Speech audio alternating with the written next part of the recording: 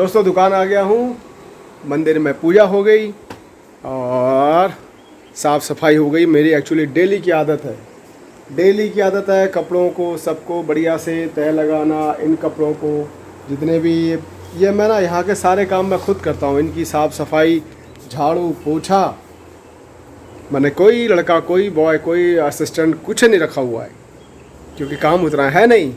तो जितना काम हम स्वयं से कर सकें, पैसा भी बचता है और अपना वर्कआउट भी हो जाता है और अपना ध्यान फालतू चीज़ों में नहीं जाता। तो काम करने में क्या बुराई है। और ये मेरी शॉप तो मैंने आपको दिखाई हुई है अपने पहले भी आपको। ये मेरी शॉप है, ये इस तरह से यहाँ पर मैं बैठता हूँ। ये मेरी शॉप का पार्ट है, मतलब ये जो शॉप की सीटिंग है मेरी वो यहाँ पे है, मैं यहाँ पे बैठता हूँ। और ये एरिया है, ये पार्किंग, ये शेड लगा हुआ है यहाँ पे। सामने highway NH 125 Maharana Pratap gate, brand city, ये मेरा एड्रेस है। और अब नवीन वास्तु की तरफ। दोस्तों ये मेरा वास्तु का ऑफिस है जहाँ से मैं अपना वास्तु वगैरह देखता हूँ। और आज आपसे एक बात शेयर करना चाह रहा हूँ। देखिए वास्तु, हम जो भी काम करें ना दोस्तों, हम जो भी कार्य करें ना, उस कार्य में ना खुशी देखनी चाहिए। रेडीमेड गारमेंट की मैंने एक छोटी सी शॉप की हुई है। ये करीब मार्केट से मैं 4 किलोमीटर दूर पे बैठा हूँ, हाईवे पे। अब यहाँ पे लोगों की अपनी अपनी राय थी। कोई मुझे बोलता था, जब मैं एक्चुअली लॉकडाउन से पहले मैं हल्द्वानी था, उससे पहले मैं मुंबई था। बहुत लंबी स्टोरी है, मैं आपसे कहता भी हूँ कि कभी आपको बताऊँगा। लेकिन वो माहौल ना मुझे मिल नहीं पा रहा, वो माहौल और वो जगह। जिस दिन वो जगह और माहौल मिलेगी ना, उस दिन मैं आपको वो वीडियो अपना दिखाऊंगा, स्टार्टिंग से अभी तक की जर्नी का। मेरी बहुत खूबसूरत जर्नी रही है, मेरी बहुत खूबसूरत जर्नी रही है और अभी भी खूबसूरत है और आगे भी खूबसूरत होगी। भले ही कष्ट हो, कष्ट आते हैं, ऐसा नहीं कि मेरे साथ कष्ट नहीं चलते। हमेशा मेरे साथ में कष्ट चलता रहा है। जैसे मेरी परछाई है ना, ऐसे ही मेरे कष्ट हैं। और वो कष्ट बहुत छोटे कर देता है ऊपर वाला, क्योंकि मैं उस पर भरोसा करता हूँ। इसलिए वो बहुत बौने हो जाते हैं, इसलिए वो परछाई बौनी हो जाती है। वजह है सिर्फ उस पर भरोसा। कष्ट तो आने ही हैं। जब धूप है तो छाया भी होगी, है ना। जब रात है तो दिन भी आना है। जब अच्छा है तो बुरा भी होना है। जब भगवान है तो शैतान भी है। तो जब हमने सारी चीज़ें मानी है तो अच्छे के साथ बुरा होगा ही होगा और बुरे के साथ अच्छा 100% होगा। इसमें कोई दो राय नहीं है। तो घबराना किस बात का। अच्छा है तो बुरे का इंतज़ार करना है कि बुरा भी आएगा। बुरा है तो अच्छे का इंतज़ार कर लो कि अच्छा भी आएगा। बुरा कब तक रहेगा बुरा। अपने कर्म तो काटने ही है। कर्म अच्छे करो, बस कर्म अच्छे करो। कर्मों पर डिपेंड रहिए, कर्म अच्छे कीजिए। बाकी प्रारब्ध में आप क्या करके आ गए, पिछले जन्म में आपने क्या किया है क्या नहीं, ना आप जानते ना कोई जानता ऊपर वाले के अलावा। तो उसके ऊपर वाले पे छोड़ दो। आज के कर्म आपको मालूम है तो आज के कर्म अच्छे कीजिए। उससे आपका प्रारब्ध कट जाएगा। उससे आज आपका जो है वो लाइफ स्टाइल चेंज हो जाएगी। आज आपका सुधर जाएगा। कष्ट आएगा तो कष्ट को भोगो। मेरे पास कष्ट आते हैं, ऊपर वाला मेरे को देता कष्ट। मेरे पास ऐसा नहीं कि मैं हंसता हुआ दिखाई देता हूँ आपको और सारी चीज़ें दिखती हैं, लेकिन उसके पीछे कष्ट भी है। वो आपको दिखता नहीं और मैं दिखाता भी नहीं हूँ। ज़रूरी थोड़ी कि अपने कष्ट सभी को दिखाते रहे। क्या करेंगे आप। मैं अपने कष्ट अगर आपको बताऊँगा, क्या करेंगे आप बताइए। दर्द का इलाज कहाँ से मिलेगा मेरे को, डॉक्टर से मिलेगा, है ना। ऐसे ही सारे दुखों की इलाज, सारे दुखों का, दर्दों का एक ही मालिक है, ऊपर वाला। किसी के आगे मत गाओ अपने दुखों के बारे में। उसके अलावा एक बार अपने दुखों को पहले उसके आगे रखो, उसके बाद जहाँ मर्जी लेके जाओ। क्योंकि जब तक आप जब तक ये प्लान करोगे ना अपने दुख कहीं और जाके रो में, तब तक वो दुख आपका वो ख़त्म हो चुका होगा, वो मैटर सॉल्व हो चुका होगा। जब आप ऊपर वाले को पहले बोलोगे, ऊपर वाले पे छोड़ दोगे सारी चीज़ें, उसी बीच वही आपकी हिम्मत हारने से पहले ऊपर वाला आपके लिए कुछ कर चुका होगा। दोस्तों एक वास्तु विजिट पे जा रहा हूँ। अगर क्लाइंट अगर कंफर्ट होंगे तो मैं ज़रूर वहाँ से वीडियो बना के आपको ज़रूर दिखाऊंगा। फ़िलहाल विजिट के लिए चलते हैं। दर्शकों, एक्चुअली मैं एक विजिट से अभी आ रहा हूँ और कुछ वजह से एक्चुअली जब तक मेरे क्लाइंट मुझे परमिशन नहीं देते हैं, मेरे क्लाइंट फ्री नहीं होते हैं इसके लिए कि आप वीडियो बना लें, तो मैं तब तक उनको शूट नहीं करता। एक्चुअली उस जगह पे मैं शूटिंग नहीं करता हूँ, नहीं तो मैं आपको डेफिनेटली विजिट कराता वो जगह। तो क्योंकि जब तक मेरे क्लाइंट की कंफर्ट और उनकी परमिशन बहुत ज़रूरी होती है, उसके बाद ही मैं शूट करता हूँ। वजह क्या है मैं आपको बताऊँ। वास्तु अभी भी लोगों की नज़र में ना, वास्तु को अभी भी लोग तंत्र मंत्र समझते हैं। क्लाइंट का कहना था कि आसपास वाले क्या सोचेंगे। अगर पहली बात तो मैं जब बैग लेके गया अपना, एक बैग मेरा होता है वास्तु का, तो वो बैग जब मैं लेके गया जाने लगा गाड़ी पे से, तो वो बोले कि अरे लोग देखेंगे। तो क्या बोले मैंने, लोग देखेंगे मतलब क्या होता है? आप किसी तांत्रिक को लेके तो जा नहीं रहे, है ना? आप किसी मंत्र करने वाले को, टोटका करने वाले को जो धागा बांध रहे हो, है ना? मतलब भाई कई चीज़ों से लोग काम करते हैं, टोना टोट के, नींबू बात के काम करते हैं। कई लोग कुछ करवाते हैं, कई लोग कुछ गड़वा देते हैं। आप तो बहुत अच्छा काम कर रहे हो, आप तो अपडेट हो गए। मतलब वास्तु करना, जो वास्तु करवा रहे हैं इसका मतलब वो अपडेट हो चुके हैं, क्योंकि वास्तु कंप्लीट साइंटिफिक है। वास्तु साइंस के आधार पे काम करता है, वास्तु का आधार ही साइंस है। क्योंकि पंच तत्वों पे वास्तु का कार्य करता है। अगर पंच तत्वों में कोई तत्व आपका इम्बैलेंस हो जाता है तो उसकी वजह से आपकी ज़िंदगी में कुछ इश्यूज आते हैं। आपकी लाइफ में जो भी घटित होता है वो आपके पंच तत्वों में से कोई एक तत्व जब भी इम्बैलेंस होगा तभी घटित होगा। अब वो पता कैसे चलेगा? अब वो पता चलेगा या तो अब जब हम डॉक्टर के पास जाते हैं तो डॉक्टर हमसे ये पूछता है ना कहाँ पर पेन है या कहाँ पर क्या इशू है। वो पूरी बॉडी को तो चेक करता नहीं है।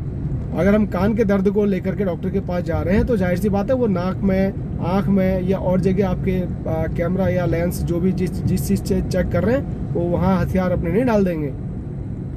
तो चेक करने के लिए जो आप बताएंगे वहाँ पर वो मशीन लगा करके उस चीज़ को लगा के चेक करते हैं। तो यही वास्तु वाले करते हैं। वास्तु में या तो आप अपनी बीमारी बताइए, आपके साथ में क्या घटित हो रहा है वो बताइए, आपको आपके घर की चीज़ें बता दी जाएंगी, आपके घर पे कहाँ पर क्या चीज़ें हैं। या आप अपना घर बता दीजिए, आपके बारे में घटित क्या घटनाएं आपके साथ में घटित हो रही होंगी ये आपको बता दिया जाएगा।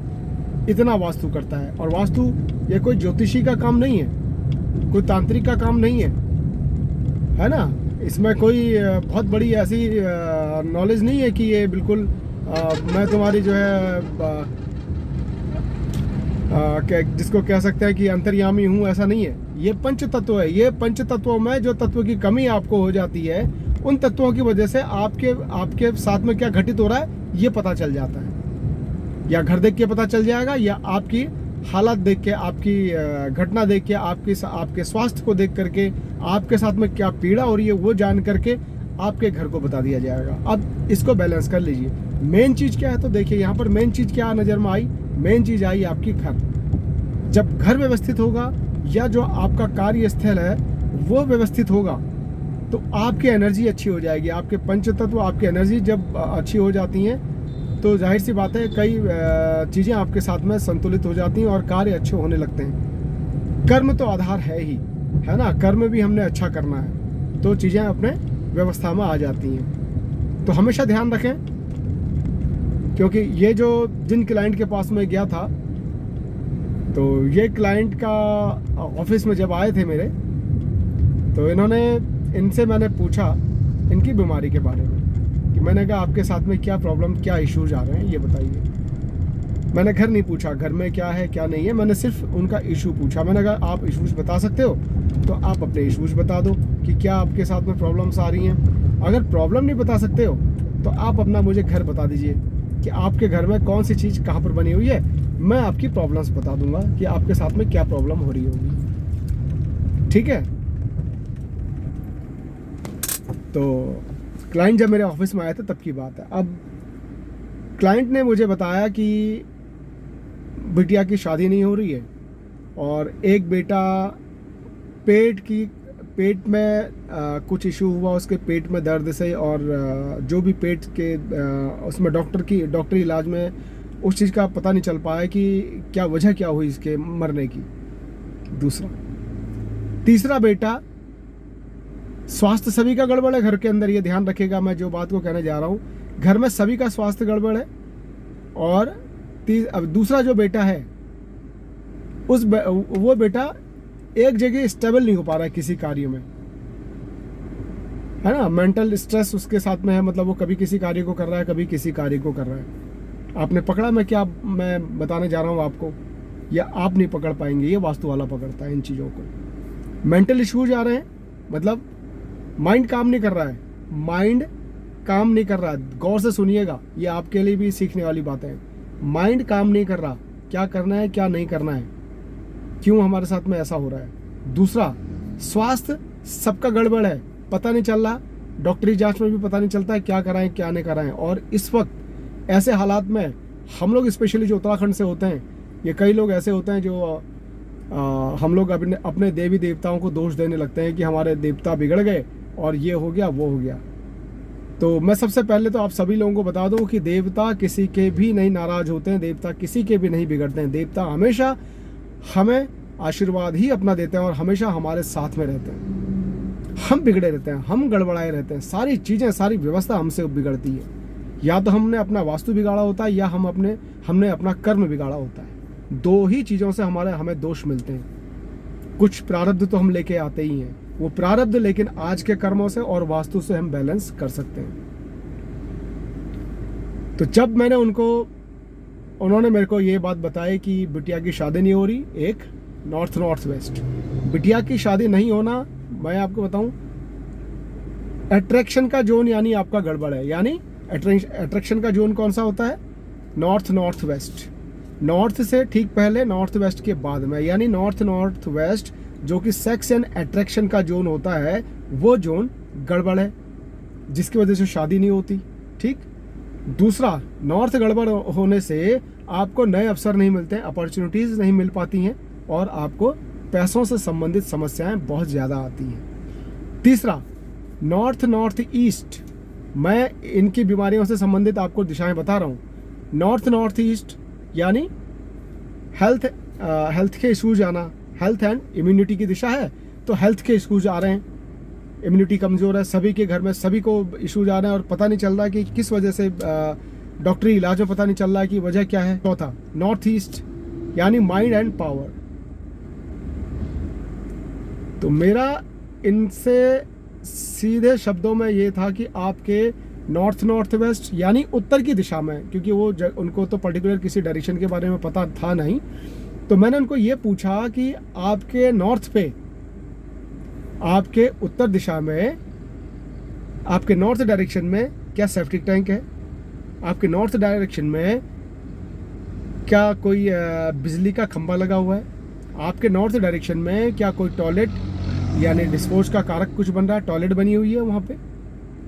सेप्टिक टैंक, टॉयलेट या किचन या आपकी बिजली का खंभा दरवाजे पे। क्योंकि यहाँ पर जब बिजली आती है, बिजली का खंभा आता है, यहाँ पर ट्रांसफार्मर आ जाए, यहाँ पे इलेक्ट्रिक की कोई चीज़ आ जाए, सपोज आपका किचन यहाँ पे आ गया, तो पैसों से संबंधित, पैसों से आदमी परेशान रहेगा हमेशा, क्योंकि घर में कैश इकट्ठा नहीं हो पाएगा उसके, वो कहीं ना कहीं पेट की समस्याओं से, कहीं ना कहीं इन चीज़ों से जूझ रहा होगा, मेडिकल में पैसा ज़्यादा जाएगा। अब नॉर्थ ईस्ट में और या नॉर्थ वेस्ट में अगर हमारा सेप्टिक टैंक होता है, टॉयलेट बन जाती है, तो सेक्स एंड अट्रैक्शन का, यानी सेक्स और अट्रैक्शन हमारा जब घर में ख़त्म होगा, तो हमारा जाहिर सी बात है कि लोगों का जुड़ाव हमसे ख़त्म होने लगेगा, लोग हमसे कटे से रहेंगे, क्योंकि अट्रैक्शन ख़त्म हो चुका है।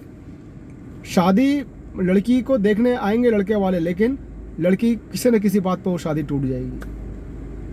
दूसरा, लड़की का अगर रूम नॉर्थ ईस्ट में होगा तो भी शादी नहीं हो पाती, अगर लड़की नॉर्थ ईस्ट के कमरे में सो रही होगी तो भी शादी लड़की की नहीं हो पाती है।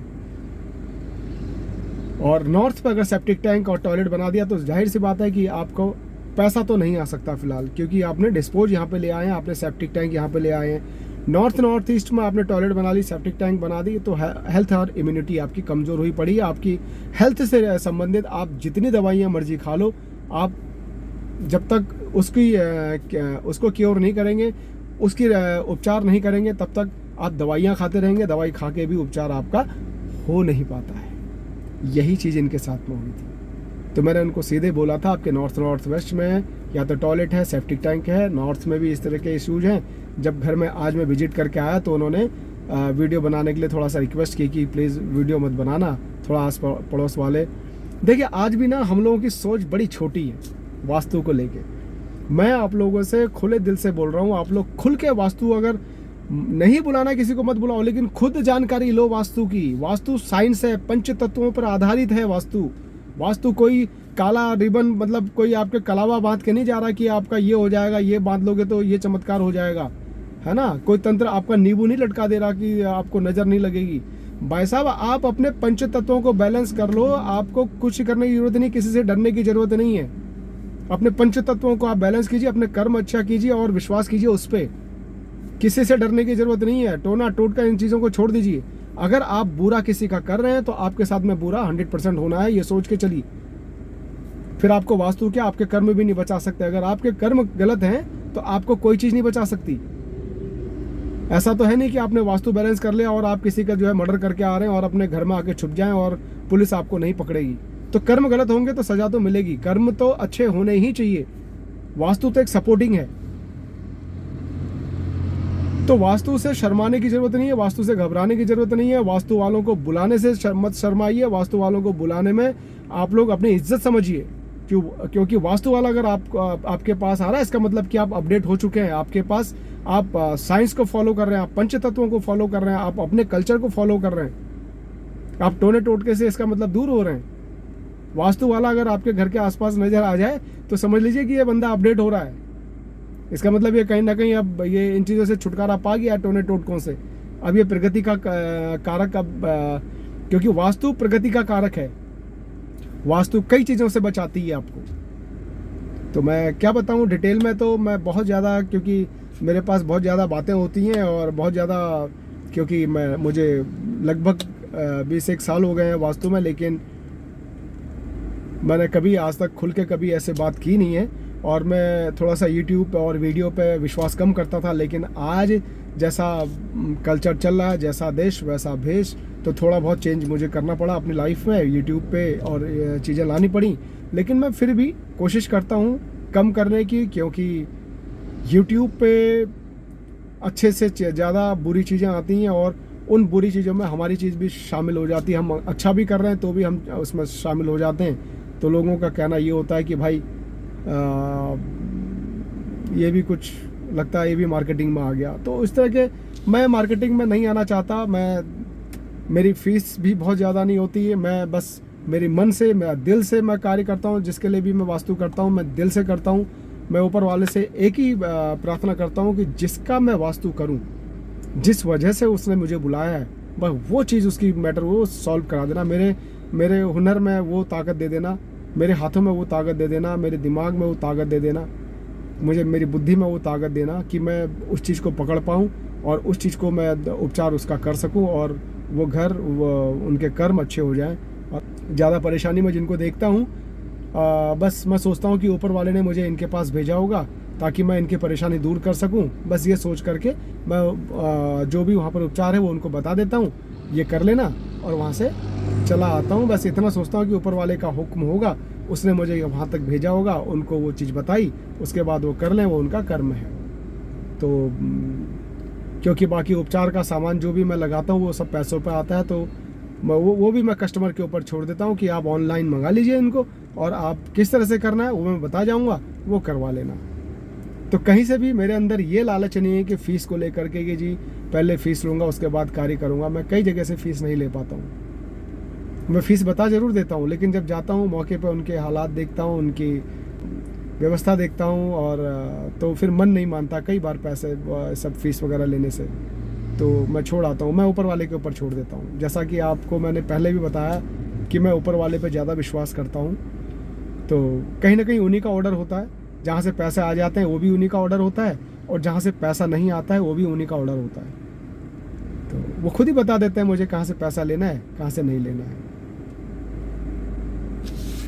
तो फिलहाल यही थी कहानी आज की, और मुझे बहुत अच्छा लगता है दोस्तों, पैसा आ जाए, मेरी फीस आ जाए तो भी बहुत अच्छा लगता है, और नहीं मिलती है मुझे और खुशी मिलती है कि मुझे लगता है कि हाँ बहुत ज़्यादा परेशानी में लोग जो मुझे मिले और मैं कहीं ना कहीं उनके कुछ काम आया, तो ये मेरे लिए बहुत खुशी की बात होती है कि भगवान श्री कृष्ण ने मुझे इस लायक बनाया। जिस शिक्षा को मेरे भगवान श्री कृष्ण ने, जिन 16 कलाओं में एक कला मेरे भगवान श्री कृष्ण ने की वास्तुकला थी, वो वास्तुकला मेरे साथ में है। मतलब कि वास्तुकला मेरे साथ में है तो इसका मतलब कि मैं भगवान श्री कृष्ण के बहुत नियर बाई अपने आप को समझता हूँ। जो आदेश वो देते हैं वो आदेश मैं पूर्ण करता हूँ। रही फीस की बात, कोई बात नहीं, फीस मिलती है तो ठीक, नहीं मिलती है तो ठीक, जैसा आदेश उनका वही मैं फॉलो कर रहा हूँ। हृदयांश का फेवरेट एक ही चीज़ खाता हमेशा है, इसको अगर रोज़ यही खिला दो ना तो यही खाता रहे, ये कढ़ी चावल, बस कढ़ी चावल कढ़ी चावल कढ़ी चावल, और कुछ नहीं चाहिए इसको। पता नहीं कैसे खा जाता है एक ही चीज़ रोज रोज। ये है हन्नू का, ये है मेरा। जितनी भूख उतना खाना, और जितना हरा खा लो उतने हरे भरे रहोगे।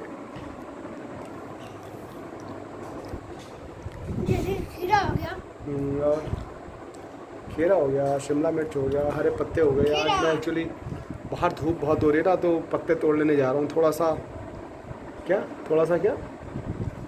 सा आलस कर रहा हूँ मैं भी, लेकिन कल से शुरू करूँ, कल तोड़ूंगा। जिसमें मामा पानी पीते थे, ये उसका हाल देखो आज कितना प्यारा है। इसमें पापा पानी पीते थे, छिछी अब फूल आ गया।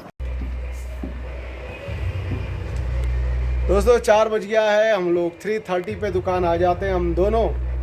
और हनी का ट्यूशन तो लगाया हुआ नहीं है, क्योंकि ट्यूशन वाली दीदी की हो गई है शादी, तो उसी से इसको पढ़ने में अच्छा लगता था। अब कोई दीदी से इसका कांटेक्ट है नहीं, और ट्यूशन जाऊंगा नहीं बोलता, अब कहता मैं घर पे पढ़ूंगा। घर में मम्मी से पढ़ता नहीं है अपनी, तो अब दुकान पे आया है, यहाँ तो पढ़ना पड़ेगा। इधर आ, बोलो एक बार तो ना कुछ दिखाना है मुझे भी। मैंने क्यूबर्ड बनाया है, कितना प्यारा बनाया ना। और ये है मेरा क्यूब बनाएंगे, और मैं क्यूब बनाऊंगा। बहुत मजा आता है इनको बनाने में। आप भी कुछ बनाना, कितना मजा आता है, एकदम फन। ये जो शेप से बनाते हैं वो है फन वाली पढ़ाई। फन के साथ में पढ़ाई है ना बेटा इसमें। और वो भी ऐसे वाली, मतलब सिंपल वाली नहीं, ऐसी वाली जिसका भी मैंने बना के दिखाया है, वो एकदम उससे ज्यादा फन वाली है। तो चलो ठीक है, अब पढ़ाई कंटिन्यू करें। चलो भाई कंटिन्यू करें इसकी पढ़ाई। दोस्तों खाना हो चुका और जा रहे हैं सोने, लेकिन गुड नाइट बोलने से पहले आपसे एक बात कहना चाहता हूँ कि अगर आप लोगों को ब्लॉग पसंद आ रहे हो तो लाइक कीजिएगा, शेयर कीजिएगा, सब्सक्राइब कीजिएगा। और मैं कोशिश करता हूँ कि जो मेरे ब्लॉग्स में आप लोगों को वो चीज़ें दिखाऊं जिससे आप लोगों को फ़ायदा भी हो।